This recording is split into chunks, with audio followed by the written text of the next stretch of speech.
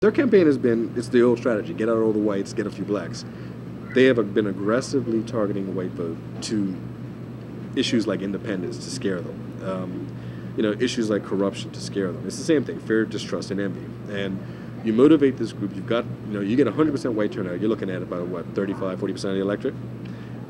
Their thinking is, if I can just get 10% of the black community to swallow it, I'm in. And that's the strategy. That's the whole strategy. If I attack the PLP enough because they're so repugnant to the black community that maybe if black voters will stay home, then they've won. That's the strategy. They know they have no appeal among black voters, so get out all the whites, scare a few blacks, and maybe they'll get lucky on the day. And when you're in that environment, being subjected to this type of foolishness, you have to ask yourself, why? Why am I a part of this? Why would I want to belong to something that's like that?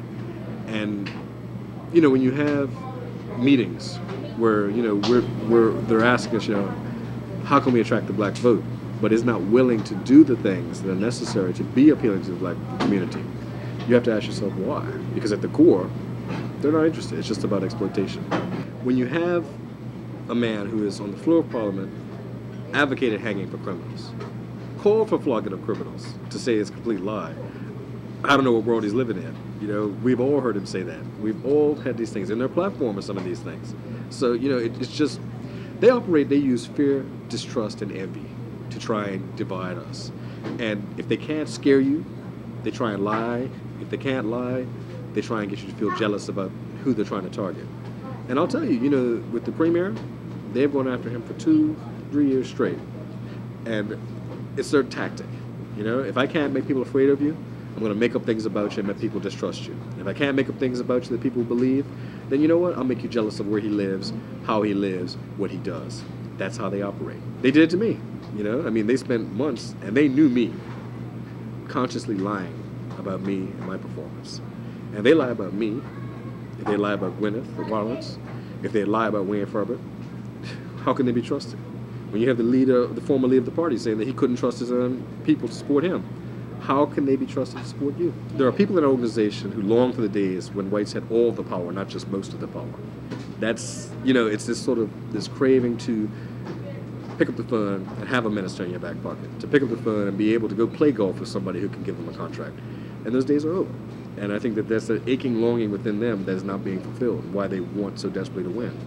In the 2003 election, I'll never forget, I was working with an American writer, and we were invited by the Mid-Ocean News to produce whatever headline you want for the newspaper before the 2003 election.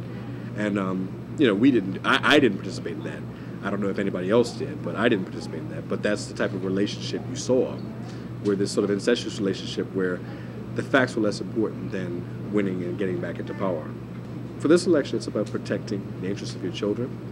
And when I see a black man like Wayne Furbert broken down to tears because those folks in his party would not support him, would not work with him, when I see their own chairman leaving the party because of the way she was treated at the hands of people in that party. Look, for me, I was a sitting MP in a safe seat, okay? I didn't do this for fun. I didn't give this up for fun. I enjoy politics. They, at the core, view many of us as disposable and interchangeable. We'll have a new one next year.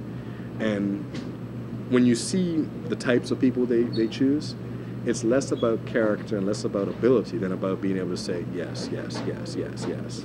And that's the type. When you look at the candidates, you have to ask yourself, can I trust them to stand up for me?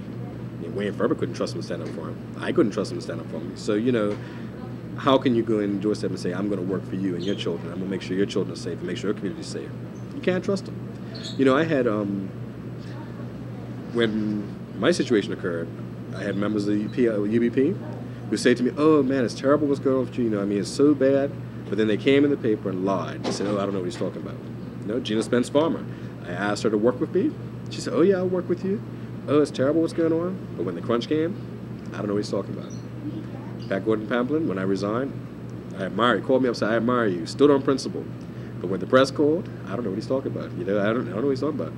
And this has been the pattern of people, when the crunch comes, you can't rely on them.